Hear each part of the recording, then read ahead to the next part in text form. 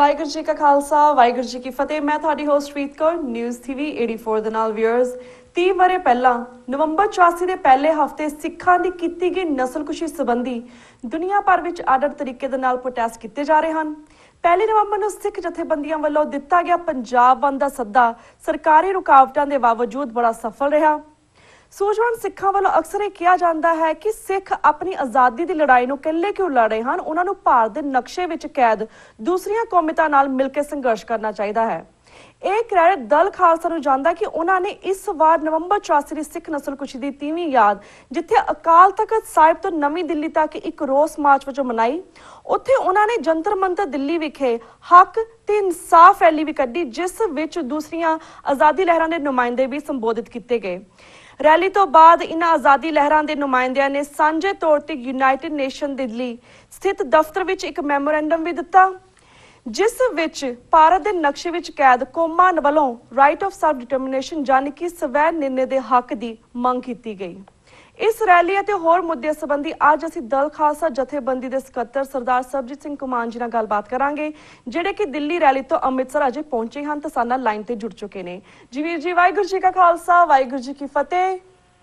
ਵਾਹਿਗੁਰੂ ਜੀ ਕਾ ਖਾਲਸਾ ਵਾਹਿਗੁਰੂ ਜੀ ਕੀ ਫਤਿਹ ਜੀ। ਵੀਰ ਜੀ, ਸਭ ਤੋਂ ਪਹਿਲਾਂ ਸਾਡੇ ਦਰਸ਼ਕਾਂ ਨੂੰ ਅਕਾਲ ਤਖਤ ਸਾਹਿਬ ਤੋਂ ਜਿਹੜੀ ਦਿੱਲੀ ਤੱਕ ਜਿਹੜੀ ਇਨਸਾਫ ਮਾਰਚ ਅਤੇ ਉਸ ਤੋਂ ਬਾਅਦ ਕੀਤੀ ਗਈ ਰੈਲੀ ਆ, ਇਸ ਸੰਬੰਧੀ ਵੇਰਵੇ ਦੇ ਨਾਲ ਜਾਣਕਾਰੀ ਦਿਓ। ਅਸੀਂ ਇੱਥੇ 2 ਨਵੰਬਰ ਨੂੰ ਅਕਾਲ ਤਖਤ ਸਾਹਿਬ ਦੇ ਉੱਤੇ ਸਿੱਖ ਸੰਗਤਾਂ ਨੂੰ ਸੱਦਾ ਦਿੱਤਾ ਸੀਗਾ। ਇਹਦੇ ਵਿੱਚ ਦਮਦਮੀ ਟਕਸਾਲ, ਸੰਤ ਸਮਾਜ, ਫੈਡਰੇਸ਼ਨਾਂ ਤੇ ਸਾਡੇ ਸ਼੍ਰੋਮਣੀ ਅਕਾਲੀ ਦਲ ਪੰਥ ਪ੍ਰਧਾਨੀ ਤੇ ਇਸ ਤਰ੍ਹਾਂ ਦੀਆਂ ਜਿੰਨੀਆਂ ਵੀ ਹਮਖਿਆਲੀ ਜਥੇਬੰਦੀਆਂ ਨੇ, ਇਹਨਾਂ ਦੇ ਆਗੂਆਂ ਨੇ ਇੱਥੇ ਸ਼ਮੂਲੀਅਤ ਕੀਤੀ ਸੀ। ਅਰਦਾਸ ਕਰਕੇ ਅਸੀਂ ਇੱਥੋਂ ਜਿਹੜੇ ਵੱਖ-ਵੱਖ ਸ਼ਹਿਰਾਂ ਵਿੱਚ ਵੀ ਹੁੰਦੇ ਹੋਏ ਦਿੱਲੀ ਪਹੁੰਚੇ ਔਰ 3 ਤਰੀਕ ਨੂੰ ਗੁਰਦੁਆਰਾ ਬੰਗਲਾ ਸਾਹਿਬ ਤੋਂ ਪਹਿਲਾਂ ਅਸੀਂ ਇੱਕ ਮਾਰਚ ਫਿਰ ਜੰਤਰ ਮੰਤਰ ਤੱਕ ਕੱਢਿਆ। ਇੱਕ ਜਿਹੜਾ ਮਾਰਚ ਵਾ ਇਹਦੇ ਵਿੱਚ ਨਿਕਲੀ ਗੱਲ ਇਹ ਸੀਗੀ ਕਿ ਜਿਹੜੇ ਕਸ਼ਮੀਰ ਦੀ ਆਜ਼ਾਦੀ ਲਈ ਲੜ ਰਹੇ ਲੋਕ ਨੇ ਅਤੇ ਜਿਹੜੇ ਨਾਗੇ ਲੋਕ ਨੇਗੇ, ਜਿਹੜੇ ਕਿ ਹਿੰਦੁਸਤਾਨ ਦੇ ਸਤਾਏ ਹੋਏ ਨੇ ਸਾਡੇ ਵਾਂਗ ਹੀ, ਤੇ ਇਵੇਂ ਹੀ ਜਿਹੜੇ ਤਾਮਿਲਨਾਡੂ ਦੇ ਲੋਕ ਨੇ ਜਿਹੜੇ ਆਪਦੇ ਬੋਲੀ ਅਤੇ ਸੱਭਿਆਚਾਰ ਤੋਂ ਹਿੰਦੁਸਤਾਨ ਵਾਲੀ ਜਿਹੜੀ ਵਿਚਾਰਧਾਰਾ ਜਿਹੜੇ ਉਹ ਦੁਖੀ ਨੇ ਔਰ ਆਪਦੀ ਹੋਂਦ ਹਸਤੀ ਲਈ ਲੜ ਰਹੇ ਨੇ ਜੀ। ਇਸ ਤਰ੍ਹਾਂ ਦੇ ਜਿੰਨੇ ਵੀ ਹੋਰ ਲਾਈਕ ਮਾਈਂਡਡ ਲੋਕ ਸੀਗੇ ਜਿਹੜੇ ਹਿੰਦੁਸਤਾਨ ਦੀਆਂ ਮਾਰੂ ਨੀਤੀਆਂ ਤੋਂ ਸਿਖਾਏ ਹੋਏ ਨੇਗੇ, ਇਹਨਾਂ ਸਾਰੀਆਂ ਹੀ ਇਹਦੀਆਂ ਘੱਟ ਗਿਣਤੀਆਂ ਨੇਗੀਆਂ ਔਰ ਭਾਰਤੀ ਮੁਸਲਮਾਨਾਂ ਵਿੱਚੋਂ ਵੀ ਇੱਥੇ ਹਾਜ਼ਰੀਆਂ ਉਹਨਾਂ ਨੇ ਸਾਡੇ ਨਾਲ ਭਰੀਆਂ। ਔਰ ਜਿਹੜਾ ਇਹ ਇੱਕ ਬੜਾ ਵੱਖਰੀ ਤਰ੍ਹਾਂ ਦਾ ਨਜ਼ਾਰਾ ਸੀ ਜਦੋਂ ਸਾਰੀਆਂ ਜਿਹੜੀਆਂ ਕੌਮਾਂ ਨੇ ਉਹ ਆਪੋ ਆਪਣੇ ਜਿਹੜੇ ਉਹਨਾਂ ਦੇ ਆਜ਼ਾਦੀ ਦੇ ਸੰਘਰਸ਼ ਦੌਰਾਨ ਜਿਹੜੇ ਉਹਨਾਂ ਦੇ ਝੰਡੇ ਨੇਗੇ ਉਹ ਲੈ ਕੇ ਸਾਡੇ ਖਾਲਸਾ ਨਿਸ਼ਾਨ ਸਾਹਿਬ ਦੇ ਨਾਲ ਉਹ ਚੱਲ ਰਹੇ ਸੀ। ਔਰ ਸਾਰੇ ਜਿਹੜੇ ਸੀਗੇ ਸਾਂਝੇ ਤੌਰ ਦੇ ਉੱਤੇ ਜਿਹੜੇ ਕਸ਼ਮੀਰ ਦੀ ਆਜ਼ਾਦੀ ਦੇ ਇੱਕ ਸ਼ਹੀਦ ਹੋਏ ਨੇਤਾ ਨੇ ਮਿਸਟਰ ਮਕਬੂਲ ਭੱਟ ਜੀ, ਔਰ ਉਧਰੋਂ ਲਿਖੇ ਮੁਖੀ ਸ਼੍ਰੀ ਸ਼ਹੀਦ ਪ੍ਰਭਾਕਰਨ ਔਰ ਇੱਧਰੋਂ ਸਾਡੇ ਸੰਤ ਬਾਬਾ ਜਰਨੈਲ ਸਿੰਘ ਜੀ ਖਾਲਸਾ ਭਿੰਡਰਾਂ ਵਾਲੇ, ਇਹਨਾਂ ਤਿੰਨਾਂ ਦੀ ਸਾਂਝੀ ਫੋਟੋ ਔਰ ਜਿਹੜੇ ਨਾਗੇ ਸੀ ਤੇ ਜਿਹੜੇ ਸਾਡੇ ਇਹ ਤਾਮਿਲ ਵੀਰ ਉਹ ਆਪੋ ਆਪਣੀਆਂ ਬੋਲੀਆਂ ਦੇ ਵਿੱਚ ਆਪੋ ਆਪਣੀ ਭਾਸ਼ਾ ਦੇ ਵਿੱਚ ਸਾਰੇ ਸ਼ਹੀਦਾਂ ਦੇ ਸਾਂਝੇ ਨਾਅਰੇ ਵੀ ਲਾ ਰਹੇ ਸੀਗੇ ਔਰ ਵੱਡੀਆਂ ਉਹ ਜਿਹੜੀਆਂ ਹੋਰਨਾਂ ਸੀਗੀਆਂ ਉਹਨਾਂ ਉੱਤੇ ਤਿੰਨਾਂ ਸ਼ਹੀਦਾਂ ਬਾਰੇ, ਤਿੰਨਾਂ ਚਾਰੇ ਕੌਮਾਂ ਦੇ ਬਾਰੇ ਬੜਾ ਵਿਸਥਾਰ ਦੇ ਨਾਲ ਸਾਰਾ ਕੁਛ ਲਿਖ ਕੇ ਨਾਲ ਦੀ ਨਾਲ ਲੈ ਕੇ ਜਾ ਰਹੇ ਸੀਗੇ। ਔਰ ਸਾਰੀਆਂ ਕੌਮਾਂ ਇੱਕ ਦੂਜੇ ਨਾਲ ਸਾਂਝੀ ਸੁਰ ਦੇ ਵਿੱਚ ਇਹ ਹਿੰਦੁਸਤਾਨ ਦਾ ਜਿਹੜਾ ਮਾਰੂ ਰਵੱਈਆ ਵਾ ਘੱਟ ਗਿਣਤੀ ਕੌਮਾਂ ਨੂੰ ਮਾਰਨ ਦਾ, ਇਹਦੇ ਖਿਲਾਫ ਆਵਾਜ਼ ਬੁਲੰਦ ਕਰਦੇ ਹੋਏ ਅਸੀਂ ਸਾਰੇ ਜੰਤਰ ਮੰਤਰ ਤੇ ਪਹੁੰਚੇ। ਉੱਥੇ ਇੱਕ ਬੜੇ ਸੱਜੇ ਢੰਗ ਦੇ ਨਾਲ ਜਿਹੜੀ ਲੀਡਰਸ਼ਿਪ ਸੀਗੀ ਸਾਰੀਆਂ ਮਾਈਨੋਰਟੀਜ਼ ਦੀ, ਉਹਨਾਂ ਨੂੰ ਸਟੇਜ ਤੋਂ ਵਾਰੀ-ਵਾਰੀ ਆਪਦੀ ਗੱਲ ਕਹਿਣ ਦਾ ਮੌਕਾ ਦਿੱਤਾ ਗਿਆ। ਤੇ ਜਦੋਂ ਸਾਰੇ ਉੱਥੇ ਅੱਡ ਕੌਮਾਂ ਦੇ ਇੱਕ ਦੂਜੇ ਨਾਲ ਆਪਣੀ ਸਾਂਝ ਦਰਸਾ ਰਹੇ ਸੀਗੇ ਔਰ ਇੱਕ ਦੂਜੇ ਦੇ ਆਪਣੇ ਦੁੱਖਾਂ ਦੀ ਗੱਲ ਕਰਦੇ ਸੀ, ਤੇ ਸਾਰਿਆਂ ਤੋਂ ਵੱਡੀ ਗੱਲ ਜਿਹੜਾ ਇਹ ਦਿਹਾੜਾ ਸੀਗਾ ਅਸੀਂ ਕਿਉਂਕਿ ਨਵੰਬਰ 1984 ਨੂੰ ਜੋ ਕਤਲੇਆਮ ਆਪਣੀ ਕੌਮ ਦਾ ਹੋਇਆ, ਸਿੱਖ ਕੌਮ ਦਾ ਹੋਇਆ, ਉਹਦੇ ਬਾਰੇ ਸੀਗਾ। ਉਹ ਜਦੋਂ ਵੀ ਉਹਦੇ ਬਾਰੇ ਗੱਲ ਕਰਦੇ ਸੀਗੇ ਜਿੰਨੀ ਉੱਥੇ ਹਾਜ਼ਰ ਸੰਗਤ ਸੀ ਉਹ ਸਾਰਿਆਂ ਦੇ ਵਿੱਚ ਇੱਕ ਜਿਹੜੀ ਇਕਮੁੱਠਤਾ ਸੀਗੀ, ਜ਼ੁਲਮ ਦੇ ਖਿਲਾਫ ਲੜਨ ਦੀ ਜਿਹੜੀ ਇੱਕ ਪ੍ਰਤਿੱਗਿਆ ਸੀਗੀ ਉਹ ਬਾਰ-ਬਾਰ ਉਹਨਾਂ ਨਾਅਰਿਆਂ ਦੇ ਵਿੱਚੋਂ ਗੂੰਜਦੀ ਸੀਗੀ। ਤੇ ਇਸ ਜਿਹੜੀ ਸੀਗੀ ਇਥੋਂ ਪ੍ਰੋਗਰਾਮ ਤੋਂ ਬਾਅਦ ਵਿੱਚ UNO ਦਫ਼ਤਰ ਗਏ ਆ ਜੀ। UNO ਦਫ਼ਤਰ ਦੇ ਵਿੱਚ ਜਿਹੜਾ ਸੀਗਾ ਇਹ ਗੱਲ ਆ ਕੇ ਇੱਕ ਜਿਹੜਾ ਮੰਗ ਪੱਤਰ ਆ ਉਹ UNO ਨੂੰ ਦਿੱਤਾ ਗਿਆ ਹੈਗਾ ਕਿ ਜਿਹੜਾ ਇਹ ਘਾਣ ਹੋਇਆ ਇਹ ਮੁਸਲਮਾਨਾਂ ਦਾ ਹੋਇਆ, ਤਾਮਿਲਾਂ ਦਾ ਹੋ ਰਿਹਾ, ਹੋਰਨਾਂ ਮਾਈਨੋਰਟੀਜ਼ ਦਾ ਹੋ ਰਿਹਾ, ਤੋਂ ਨਵੰਬਰ 1983 ਚ ਸਿੱਖਾਂ ਦਾ ਘਾਣ ਹੋਇਆ ਸੀਗਾ। ਤੇ ਜੇ ਇਹ ਘਾਣ ਅੱਗੇ ਤੋਂ ਦੁਨੀਆ ਚਾਹੁੰਦੀ ਆ ਕਿ ਸਾਡਾ ਨਾ ਹੋਵੇ ਤਾਂ ਸਾਨੂੰ ਸੈਲਫ ਡਿਟਰਮੀਨੇਸ਼ਨ ਜਿਹੜੀ ਆ, ਸਾਨੂੰ ਸਵੈ ਨਿਰਣੇ ਦਾ ਹੱਕ ਜਿਹੜਾ ਹੈਗਾ ਉਹ ਦਿੱਤਾ ਜਾਵੇ। ਇਹ ਮੰਗ ਅਸੀਂ UN ਤੋਂ ਕੀਤੀ। ਜੀ ਜੀ। ਤੇ ਵੀਰ ਜੀ ਗੱਲ ਕੀਤੀ ਕਿ ਸਾਡਾ ਸਿੱਖ ਜਥੇਬੰਦੀਆਂ ਵੀ ਸੀ ਤੇ ਬਾਕੀ ਸਾਰੇ ਵੀ ਹੋਰ ਕੌਮੀ ਜਿਹੜੀਆਂ ਸੰਘਰਸ਼ ਕਰ ਰਹੀਆਂ, ਜਿਸ ਤਰ੍ਹਾਂ ਕਸ਼ਮੀਰੀ, ਨਾਗੇ ਜਾਂ ਮੁਸਲਮਾਨ ਜਾਂ ਤਾਮਿਲ ਵੀ ਸੀਗੇ, ਪਰ ਜਦੋਂ ਉਹਨਾਂ ਨੇ ਨਵੰਬਰ 84 ਦੀ ਗੱਲ ਕੀਤੀ ਸੀ, ਉਹਨਾਂ ਨੇ ਕਿਸ ਤਰ੍ਹਾਂ ਗੱਲ ਕੀਤੀ ਸੀ? ਆਲਸੋ ਜਿਹੜੇ ਵਿੱਚ ਲੋਕ ਹੋਰ ਸੀਗੇ ਤਾਮਿਲ, ਉਹਨਾਂ ਦਾ ਰਵੱਈਆ ਇਸ ਬਾਰੇ ਕੀ ਸੀਗਾ?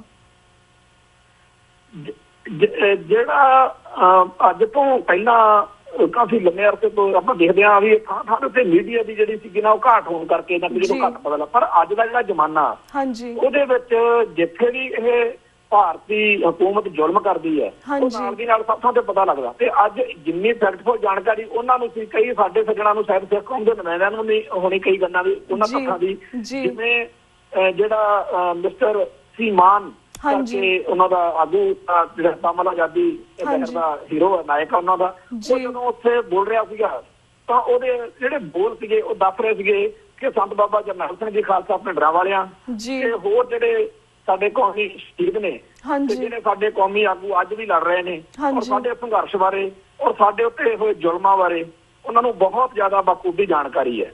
ਔਰ ਏਦਾਂ ਹੀ ਜਦੋਂ ਜਿਹੜਾ ਮਿਸਟਰ ਬੀਨੂ ਕਰਕੇ ਨਾਗਿਆਂ ਦਾ ਨੁਮਾਇੰਦਾ ਉੱਥੇ ਹਾਜ਼ਰੀ ਭਰ ਕੇ ਗਏ ਆ, ਉਹਨਾਂ ਨੇ ਵੀ ਸਾਰੀ ਗੱਲ ਦੱਸੀ ਔਰ ਆਪਦੀ ਕੌਮ ਦੇ ਦੁੱਖਾਂ ਦੀ ਗੱਲ ਕੀਤੀ ਆ। ਔਰ ਇਹ ਵੀ ਉਹਨਾਂ ਨੇ ਇੱਕ ਗੱਲ ਜਿਹੜੀ ਆ ਉਹ ਕਰੀ ਹੈ। ਪਹਿਲੋਂ ਵੀ ਜਦੋਂ ਸਾਡੇ ਨਾਲ ਸਾਂਝੇ ਪ੍ਰੋਗਰਾਮ ਮੀਟਿੰਗਾਂ ਹੁੰਦੀਆਂ ਸੀਗੀਆਂ ਉੱਥੇ ਇੱਕ ਗੱਲ ਕਹਿੰਦੇ ਹੁੰਦੇ ਨੇ ਕਿ ਜਦੋਂ ਉਹਨਾਂ ਨੇ ਨਾਗਿਆਂ ਦਾ ਕਤਲੇਆਮ ਕਰਾਉਣਾ ਹੁੰਦਾ ਉਦੋਂ ਪੱਗ ਵਾਲਿਆਂ ਨੂੰ ਲੈ ਕੇ ਆਉਂਦੇ ਆ ਕਿ ਨਾਗਿਆਂ ਦੀ ਪੱਗ ਵਾਲਿਆਂ ਨਾਲ, ਸਿੱਖਾਂ ਨਾਲ, ਸਰਦਾਰਾਂ ਨਾਲ ਜਿਹੜੀ ਆ ਵਿਰੋਧਤਾ ਬਣੀ ਰਹੇ।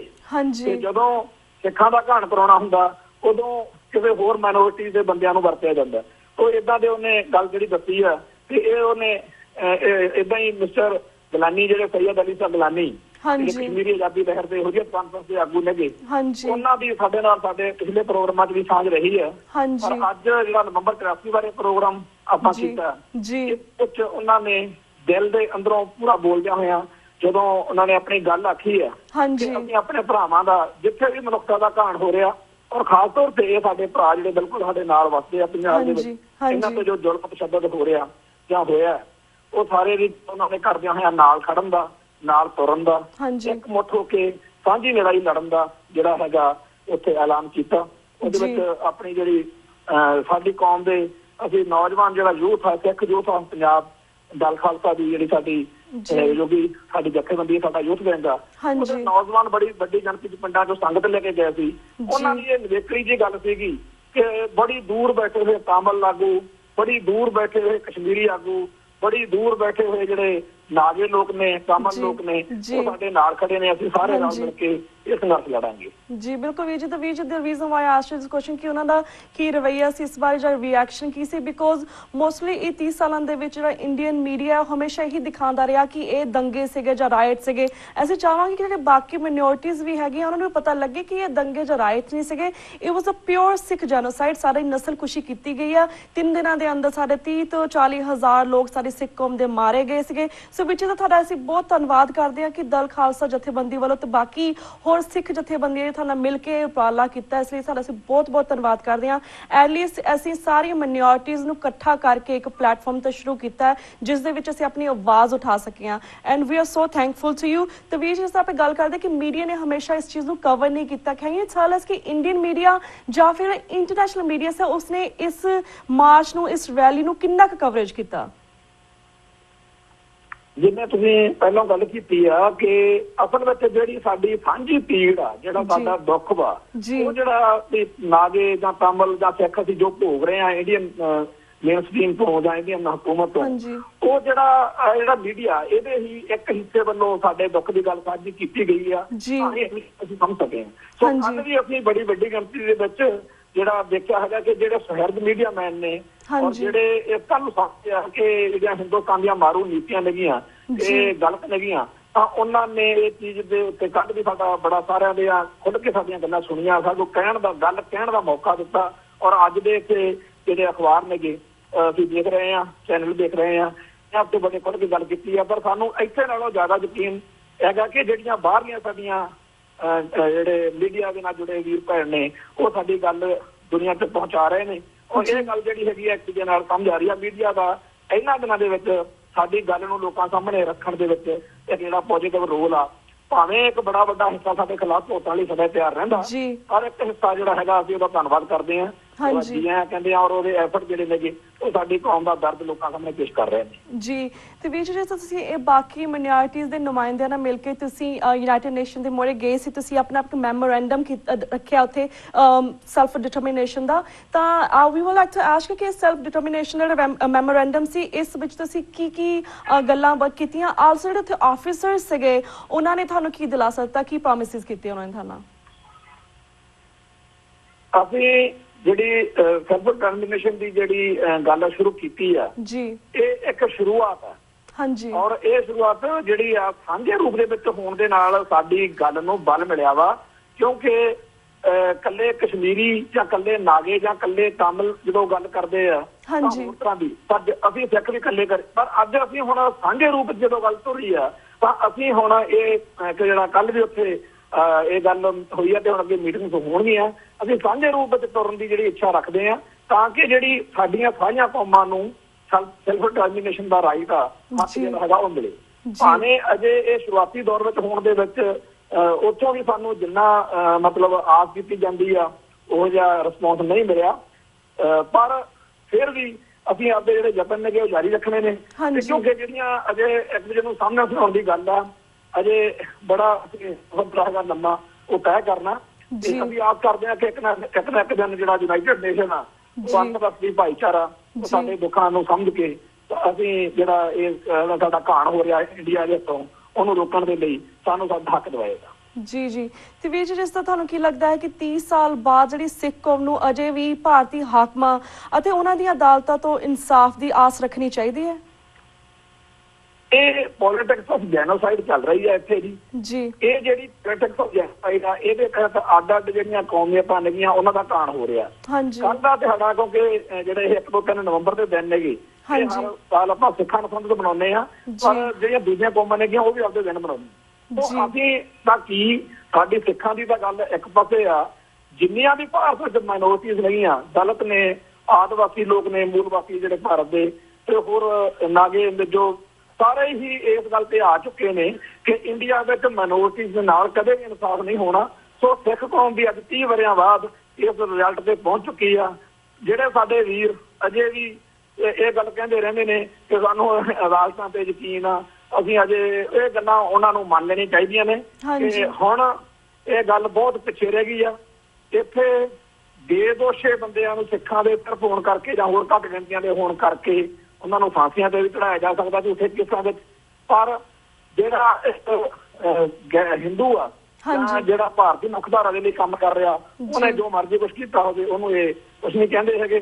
ਸੋ ਅਸੀਂ ਇਹ ਸਮਝਦੇ ਹੈਗੇ ਆ ਕਿ ਹੁਣ ਸਮਾਂ ਆ ਗਿਆ ਵਾ ਜਦੋਂ ਸਿੱਖ ਕੌਮ ਵੱਡੇ ਪੱਧਰ ਤੇ ਐਲਾਨ ਕਰ ਦੇਵੇ ਕਿ ਸਾਨੂੰ ਇੰਡੀਅਨ ਜਿਹੜਾ ਸਿਸਟਮ ਇਹਦੇ ਵਿੱਚ ਕੋਈ ਫੇਸ ਨਹੀਂ ਹੈਗਾ ਕਿ ਸਾਨੂੰ ਕਦੇ ਇਨਸਾਫ ਦੇ ਜੀ। ਤੇ ਵੀਰ ਜੀ, ਜਿਸ ਤੁਸੀਂ ਇਹ ਰੈਲੀ ਕੱਢੀ ਸੀ ਸ਼੍ਰੀ ਅਕਾਲ ਤਖਤ ਸਾਹਿਬ ਤੋਂ ਦਿੱਲੀ ਤੱਕ, ਤੁਸੀਂ ਉਸ ਤੋਂ ਬਾਅਦ ਜੰਤਰ ਮੰਤਰ ਮੋਹਰੇ ਸਾਹਮਣੇ ਵਿੱਚ ਮਾਰਚ ਕੱਢਿਆ ਵਾ, ਮੈਮੋਰੈਂਡਮ ਦਿੱਤਾ, ਕਿ ਇਸ ਦੇ ਵਿੱਚ ਸਾਰੇ ਸਾਡੇ ਪੰਜਾਬ ਦੇ ਵੀਰ ਭੈਣ ਤੇ ਇਕੱਠੇ ਹੋਏ ਹੋਣਗੇ, ਪਰ ਜਿਸ ਤਰ੍ਹਾਂ ਨਵੰਬਰ 84 ਦੇ ਜਿਹੜਾ ਕਤਲੇਆਮ ਸੀ ਉਸਦੇ ਕਾਫੀ ਵਿਕਟਮਸ ਵੀ ਆਏ ਸਨ, ਇਸ ਬਾਰੇ ਵੀ ਸਾਨੂੰ ਜਾਣਕਾਰੀ ਦਿਓ। ਵਿਕਟਮਸ ਜਿਹੜੇ ਕਾਫੀ ਆ ਜਾਂਦੇ ਨੇ ਇਹਨਾਂ ਸਮਾਗਮਾਂ ਦੇ ਵਿੱਚ, ਪਰ ਹੁਣ ਇਹ ਅਸੀਂ ਇੱਕ ਗੱਲ ਮੰਨ ਲਈਏ ਕਿ ਵਿਕਟਮਸ ਦੀ ਲੜਾਈ ਨਹੀਂ ਹੈਗੀ, ਇਹ ਲੜਾਈ ਸਾਰੀ ਸਮੁੱਚੀ ਸਿੱਖ ਕੌਮ ਦੀ ਆ। ਵਿਕਟਮਸ ਨੇ ਭੋਗ ਲਿਆ, ਉਹਨਾਂ ਦੀ ਜਿਹੜੀ ਹੈਗੀ ਆ ਮੁੜ ਵਸੇਬਾ ਹੋ ਰਿਹਾ ਉਹ ਅਜੇ ਪੈਰਾਂ ਸਿਰ ਹੋ ਰਹੇ ਨੇ, ਤਾਂ ਉਹਨਾਂ ਨੂੰ ਅਸੀਂ ਨਾਲ ਲੈ ਕੇ ਜਿੱਥੇ ਲੀਗਲ ਕੋਈ ਜਾਂ ਇਸ ਤਰ੍ਹਾਂ UN ਕੋਲੇ ਜਾਣਾ, ਉੱਥੇ ਜਿੱਥੇ ਲੋੜ ਆ ਉੱਥੇ ਅਸੀਂ ਉਹਨਾਂ ਦਾ ਕਰਦੇ ਹਾਂ। ਇਸ ਸਮਾਗਮ ਵਿੱਚ ਵੀ ਬੜੀ ਵੱਡੀ ਗਿਣਤੀ ਹਾਜ਼ਰੀ ਭਰੀਆਂ ਰਹੀਆਂ ਪਰਿਵਾਰਾਂ ਨੇ, ਪਰ ਆਪਾਂ ਮੋਟੇ ਤੌਰ ਤੇ ਇਸ ਗੱਲ ਨੂੰ ਲੈ ਕੇ ਚੱਲੀਏ ਕਿ ਸਿੱਖ ਕੌਮ ਦਾ ਸਮੁੱਚੀ ਕੌਮ ਦਾ ਮਸਲਾ ਹੈ ਔਰ ਅਸੀਂ ਸਾਰਿਆਂ ਨੂੰ ਐਜੂਕੇਟ ਕਰ ਰਹੇ ਹੈਗੇ ਆ, ਅਸੀਂ ਨਾਲ ਲੈ ਕੇ ਤੁਰਨਾ ਚਾਹੁੰਦੇ ਆ। ਸਾਨੂੰ ਪਤਾ ਹੈਗਾ ਕਿ ਸਾਡੀ ਸਮੁੱਚੀ ਕੌਮ ਨੂੰ ਇਸ ਗੱਲ ਦੇ ਲਈ ਤਿਆਰ ਕਰਨਾ ਕਿ ਜਿਹੜਾ ਇੰਡੀਅਨ ਸਿਸਟਮ ਆ ਇਹ ਤੋਂ ਕੋਈ ਯਕੀਨ ਨਹੀਂ, ਇਹ ਸਾਡੀ ਇੱਕ ਬੜੀ ਵੱਡੀ ਜ਼ਿੰਮੇਵਾਰੀ ਆ, ਅਸੀਂ ਉਹ ਜ਼ਿੰਮੇਵਾਰੀ ਨਿਭਾ ਰਹੇ ਹਾਂ। ਜੀ ਵੀਰ ਜੀ, ਇਸ ਰੈਲੀ ਇਸ ਮਾਰਚ ਤੋਂ ਇਲਾਵਾ ਵੀ ਇਸ ਤਰ੍ਹਾਂ ਹੋਰ ਕੁਐਸਚਨ ਜਾਣਨਾ ਚਾਹਾਂਗੇ, ਪਰ ਐਸਾ ਕੋਈ ਕੁਐਸਚਨ ਜਿਹੜਾ ਤੁਹਾਨੂੰ ਨਾ ਪੁੱਛਿਆ ਹੋਵੇ ਤੁਸੀਂ ਇਸ ਬਾਰੇ ਵੀ ਸਾਰੇ ਦਰਸ਼ਕਾਂ ਨਾਲ ਸ਼ੇਅਰ ਕਰ ਸਕਦੇ ਹੋ।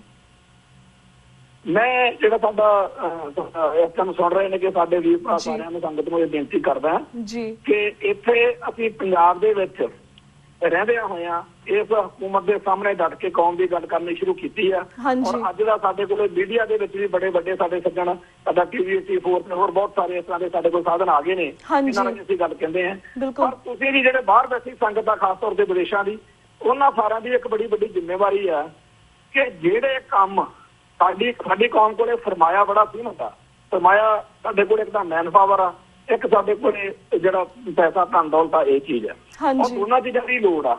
ਪਰ ਜੇਕਰ ਸਾਡਾ ਇਹ ਸਰਮਾਇਆ ਡੀਰੇਲ ਹੋ ਕੇ, ਜਿਹੜਾ ਕਿ ਹਮੇਸ਼ਾ ਹੀ ਹਕੂਮਤ ਚਾਹੁੰਦੀ ਹੁੰਦੀ ਆ ਕਿ ਡੀਰੇਲ ਹੋ ਕੇ ਇਹੋ ਜਿਹੇ ਕੰਮਾਂ 'ਚ ਖਰਚਦੇ ਰਹਿਣ ਜਿਨ੍ਹਾਂ ਦਾ ਕੋਈ ਅਰਥ ਮਤਲਬ ਨਾ ਹੋਵੇ, ਸੋ ਇਹੋ ਜਿਹੇ ਕੰਮਾਂ ਵਿੱਚ ਆਪਦੇ ਆਪ ਨੂੰ ਦੂਰ ਰੱਖਿਆ ਜਾਵੇ।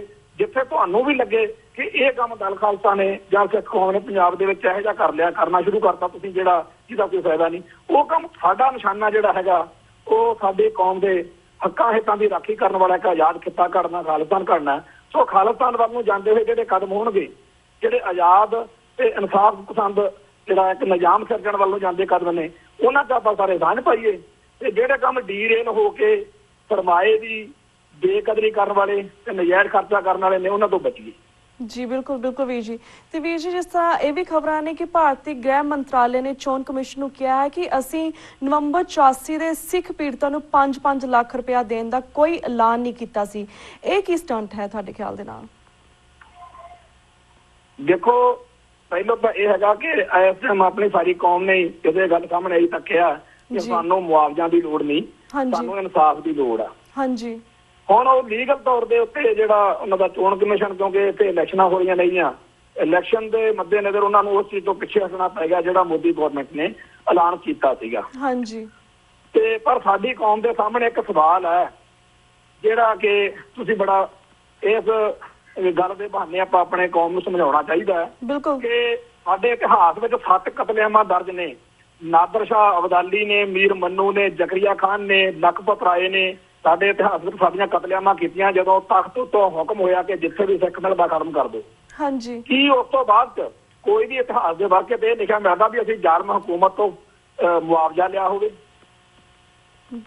ਜੀ ਕਦੇ ਅਸੀਂ ਉਸ ਕੌਮ ਦੇ ਸਾਹਮਣੇ, ਉਸ ਦੁਸ਼ਟ ਦੇ ਸਾਹਮਣੇ, ਉਸ ਤਖਤ ਦੇ ਸਾਹਮਣੇ ਹੱਥ ਅੱਡ ਕੇ ਖੜੇ ਹੋਏ ਆ ਕਦੇ ਕਿ ਠੀਕ ਆ ਜੀ ਤੁਸੀਂ ਸਾਡਾ ਗੁਰਧਾਮਾਂ ਤੇ ਹਮਲੇ ਕਰਤੇ, ਸਾਡੇ ਸਿੱਖਾਂ ਨੂੰ ਕਤਲ ਕਰਤਾ, ਸਾਡੇ ਘਰ ਤਬਾਹ ਕਰਤੇ ਜੀ, ਹੁਣ ਸਾਨੂੰ ਮੁਆਵਜ਼ਾ ਦੇ ਦਿਓ? ਇਸ ਵਾਰ 1983 ਦੇ ਇਸ ਸਾਰੇ ਸਮੁੱਚੇ ਘਟਨਾਕ੍ਰਮ ਤੋਂ ਬਾਅਦ ਸਾਡੀ ਮਾਨਸਿਕਤਾ ਦੇ ਵਿੱਚ ਇੱਕ ਬੜਾ ਵੱਡਾ ਵਿਗਾੜ ਆ ਚੁੱਕਿਆ। ਅਸੀਂ ਉਸੇ ਜ਼ਾਲਮ ਹਕੂਮਤ ਦੇ ਸਾਹਮਣੇ ਹੱਥ ਅੱਡੀ ਖੜੇ ਦਿਖੇ ਹਾਂ ਜਿਸ ਹਕੂਮਤ ਨੇ ਸਾਰਾ ਕੁਝ ਕੀਤਾ। ਸਾਡੀ ਇਹਨਾਂ ਜਿਹੜੇ ਪੀੜਤ ਨੇ ਇਹਨਾਂ ਨੂੰ ਸੰਭਾਲਣ ਦੀ ਜ਼ਿੰਮੇਵਾਰੀ ਸ਼੍ਰੋਮਣੀ ਗੁਰਦੁਆਰਾ ਪ੍ਰਬੰਧਕ ਕਮੇਟੀ, ਦਮਦਮੀ ਟਕਸਾਲ ਤੇ ਸਮੁੱਚੇ ਸਿੱਖ ਕੌਮ ਦੀ ਸੀਗੀ ਕਿ ਅਸੀਂ ਇਹਨਾਂ ਨੂੰ ਜੋ ਵੀ ਚੰਗਾ ਮਾੜਾ ਘਰ ਬਣਾ ਕੇ ਦਿੰਦੇ, ਇਹਨਾਂ ਦੇ ਸਾਧਨ ਇਹਨਾਂ ਨੂੰ ਸਰਮਾਇਆ ਬਣਾ ਕੇ ਦਿੰਦੇ। ਪਰ ਅਸੀਂ ਅੱਜ ਇਸੇ ਕਰਕੇ ਵੀ ਮੋਦੀ ਵਰਗਿਆਂ ਨੂੰ ਜਾਂ ਹੋਰਾਂ ਲੋਕਾਂ ਨੂੰ ਇਹ ਜ਼ਲੀਲ ਕਰਨ ਵਾਲੀਆਂ ਗੱਲਾਂ ਸੋਚਦੀਆਂ ਨੇ। ਕਦੇ ਕਹਿੰਦੇ ਆ 5 ਲੱਖ ਲੈ ਲਓ, ਕਦੇ ਕਹਿੰਦੇ ਆ 2 ਲੱਖ ਲੈ ਲਓ, ਪਰ ਇੱਕ ਵੀ ਕਾਤਲ ਨੂੰ 1 ਸਕਿੰਟ ਲਈ ਵੀ ਸਜ਼ਾ ਦੇਣ ਨੂੰ ਤਿਆਰ ਨਹੀਂ ਹੈਗੇ। ਹਾਂਜੀ ਹਾਂਜੀ। ਤੇ ਵੀਰ ਜੀ ਗੱਲ ਕੀਤੀ ਹੈ ਕਮੇਟੀਆਂ ਦੇ ਬਾਰੇ, ਸਾਨੂੰ ਇਹਨਾਂ ਤੋਂ ਤਾਂ ਕੋਈ ਆਸ ਨਹੀਂ, ਪਰ ਤੁਹਾਡੀ ਕਮੇਟੀ ਤੋਂ ਸਾਨੂੰ ਬਹੁਤ ਆਸ ਹੈ ਕਿਉਂਕਿ ਦਲ ਖਾਲਸਾ ਨੇ ਪਹਿਲੀ ਵਾਰ ਉਪਰਾਲਾ ਕੀਤਾ, ਜਿਸ ਲਈ ਤੁਹਾਡੀ ਬਹੁਤ ਸ਼ਲਾਘਾ ਕਰਦੇ ਹਾਂ ਕਿਉਂਕਿ ਨੁਮਾਇੰਦਿਆਂ ਨੂੰ ਇੱਕ ਜਗ੍ਹਾ ਤੇ ਖੜਾ ਕਰਨਾ ਔਰ ਇਕਜੁੱਟ ਹੋ ਕੇ ਆਵਾਜ਼ ਬੁਲੰਦ ਕਰਨੀ is a very good thing. ਸਭ ਬਹੁਤ ਚੰਗਾ ਤੁਸੀਂ ਕੀਤਾ। I would like to ask ਕਿ ਸਾਡੇ ਕੋਲ 2 ਮਿੰਟ ਰਹਿ ਗਏ ਨੇ, ਤੁਹਾਡਾ ਅਗਲਾ ਸਟੈਪ ਕੀ ਹੋਏਗਾ ਦਲ ਖਾਲਸਾ ਦਾ ਹੁਣ? ਜਦੋਂ ਸਾਡੀ ਸਿੱਖ ਕੌਮ ਦੇ ਸਾਡੇ ਸੁਹਿਰਦ ਜਿਹੜੇ ਸੱਜਣ ਮਿੱਤਰ ਆ ਜੀ ਉਹ ਸਾਨੂੰ ਇਸ ਕੰਮ ਦੀ ਸ਼ਲਾਘਾ ਦੇ ਰਹੇ ਆ, ਧੰਨਵਾਦ ਕਰ ਰਹੇ ਆ, ਸਾਨੂੰ ਪੁਸ਼ਅਪ ਕਰ ਰਹੇ ਆ, ਉਦੋਂ ਅਸੀਂ ਨਾਲ ਦੇ ਨਾਲ ਇਹ ਵੀ ਚਾਹੁੰਦੇ ਆ ਕਿ ਹੁਣ ਅਸਲੀ ਕੰਮ ਤਾਂ ਹੁਣ ਸਾਡਾ ਸ਼ੁਰੂ ਹੋਇਆ ਜਦੋਂ ਜਿਹੜੀਆਂ ਲੱਗੀਆਂ ਇੰਡੀਅਨ ਸਟੇਟ ਦੀਆਂ ਏਜੰਸੀਆਂ ਨੇ ਇਹ ਜਿਹੜਾ ਨਵਾਂ ਅਸੀਂ ਮਾਹੌਲ ਸਿਰਜਣ ਜਾ ਰਹੇ ਆ ਇਹਦੇ ਖਿਲਾਫ ਭੰਡੀ ਪ੍ਰਚਾਰ ਵੀ ਸ਼ੁਰੂ ਕਰਨਾ। ਸਾਡੇ ਇਸ ਮਜ਼ਬੂਤ ਏਕੇ ਨੂੰ ਤੋੜਨ ਲਈ ਉਪਰਾਲੇ ਵੀ ਕਰਨੇ ਆ ਔਰ ਇਹੋ ਜਿਹੇ ਕੰਮ, ਇਹੋ ਜਿਹੇ ਬੰਦੇ ਸਾਡੇ ਸਿੱਖੀ ਸਰੂਪ ਵਾਲੇ ਹੀ ਬਹੁਤ ਸਾਰੇ ਬੰਦੇ ਜਿਹੜੇ ਉਹਨਾਂ ਦੇ ਲਈ ਕੰਮ ਕਰਦੇ ਆ ਸਰਕਾਰ ਲਈ, ਸਟੇਟ ਲਈ, ਉਹਨਾਂ ਨੂੰ ਉਤਸ਼ਾਹਿਤ ਕਰਨਾ ਹੈਗਾ ਕਿ ਇਹ ਚੀਜ਼ ਨੂੰ ਜਿਹੜਾ ਪ੍ਰਭਾਵ ਦਲ ਖਾਲਸਾ ਦੇਣ ਜਾ ਰਿਹਾ ਸਾਰੀ ਗੱਲ ਦਾ, ਸਮੁੱਚੀ ਖੇਡ ਦਾ, ਉਹ ਖਤਮ ਹੋਵੇ ਤੇ ਨਵੇਂ ਜੇ ਬੇਕਾਰ ਦੇ ਮੁੱਦੇ ਉਹਨਾਂ ਤੇ ਕੌਮ ਨੂੰ ਲਿਜਾ ਲਿਆ ਜਾਵੇ। ਉਹ ਦਲ ਖਾਲਸਾ ਸਮੁੱਚੀ ਕੌਮ ਨੂੰ ਲੈ ਕੇ ਜਿੱਧਰ ਨੂੰ ਜਾ ਰਿਹਾ ਉਧਰੋਂ ਕਰਾਹੇ ਤੋੜਨਾ, ਉਧਰੋਂ ਡੀਰੇਲ ਕਰਕੇ ਕਿਸੇ ਹੋਰ ਪਾਸੇ ਨੂੰ ਤੋੜਨਾ, ਉਹਨਾਂ ਸਾਜ਼ਿਸ਼ਾਂ ਨੂੰ ਸਮਝਣ ਦੀ ਤੇ ਸਾਨੂੰ ਗੁਰੂ ਪਾਤਸ਼ਾਹ ਤੇ ਸਿੱਖ ਕੌਮ ਜਿਹੜੀ ਆ ਉਹਦੇ ਉਹ ਅਸਰ ਅਸੀਂ ਜਿਹੜਾ ਇੱਕ ਚਾਹੁੰਦੇ ਆ ਕਿ ਜ਼ਿੰਮੇਵਾਰੀ ਦੇ ਨਾਲ ਇਹ ਜਿਹੜਾ ਅਸੀਂ ਏਕਾ ਬਣਾਇਆ, ਜਿਹੜਾ ਅਸੀਂ ਸਾਂਝੇ ਹੋਏ ਆ, ਇਕੱਠੇ ਹੋਏ ਆ, ਇਹ ਏਕਤਾ ਨੂੰ ਬਣਾਈ ਰੱਖੀਏ। ਇਹੀ ਅਰਦਾਸ ਅਸੀਂ ਕਰਦੇ ਆ ਕਿ ਸਮੁੱਚੀ ਕੌਮ ਸਾਡਾ ਸਾਥ ਦੇਵੇ। ਜੀ ਬਿਲਕੁਲ ਬਿਲਕੁਲ ਵੀਰ ਜੀ ਥੈਂਕ ਯੂ ਸੋ ਮਚ ਕਿ ਤੁਸੀਂ ਆਪਣੇ ਵਿਚਾਰ ਸਾਂਝੇ ਕੀਤੇ, ਆਲਸੋ ਇਸ ਰੈਲੀ ਬਾਰੇ, ਇਸ ਮਾਰਚ ਬਾਰੇ ਸਾਰੇ ਦਰਸ਼ਕਾਂ ਨਾਲ ਸਾਂਝ ਪਾਈ, ਆਲਸੋ ਸਾਨੂੰ ਮੈਮੋਰੈਂਡਮ ਦੇ ਬਾਰੇ ਵੀ ਜਾਣਕਾਰੀ ਦਿੱਤੀ। ਹੁਣ ਸਾਡਾ ਵਕਤ ਵੀਰ ਜੀ ਸਮਾਪਤੀ ਵੱਲ ਜਾ ਰਿਹਾ। ਤੁਹਾਡਾ ਸ਼ੁਕਰੀਆ ਅਗੇਨ ਕਿ ਤੁਸੀਂ ਆਪਣਾ ਟਾਈਮ ਕੱਢ ਕੇ ਅੰਮ੍ਰਿਤਸਰ ਤੋਂ ਸਾਡੇ ਦਰਸ਼ਕਾਂ ਦੇ ਰੂਬਰੂ ਹੋਏ, ਆਪਣੇ ਵਿਚਾਰ ਸਾਂਝੇ ਕੀਤੇ ਵੀਰ ਜੀ। ਇਸ ਦੇ ਨਾਲ ਤੁਹਾਡੇ ਇਜਾਜ਼ਤ ਲੈਂਦੇ ਹਾਂ। ਵਾਹਿਗੁਰੂ ਜੀ ਕਾ ਖਾਲਸਾ, ਵਾਹਿਗੁਰੂ ਜੀ ਕੀ ਫਤਿਹ ਜੀ। ਵਿਊਅਰਸ, ਇਸ ਦੇ ਨਾਲ ਅਸੀਂ ਤੁਹਾਡੇ ਕੋਲ ਇਜਾਜ਼ਤ ਲੈਂਦੇ ਹਾਂ। ਕੱਲ ਨੂੰ ਮਿਲਾਂਗੇ ਸੇਮ ਟਾਈਮ ਸੇਮ ਸ਼ੋ ਤੇ। ਤਦ ਤੱਕ ਲਈ ਵਾਹਿਗੁਰੂ ਜੀ ਕਾ ਖਾਲਸਾ, ਵਾਹਿਗੁਰੂ ਜੀ ਕੀ ਫਤਿਹ।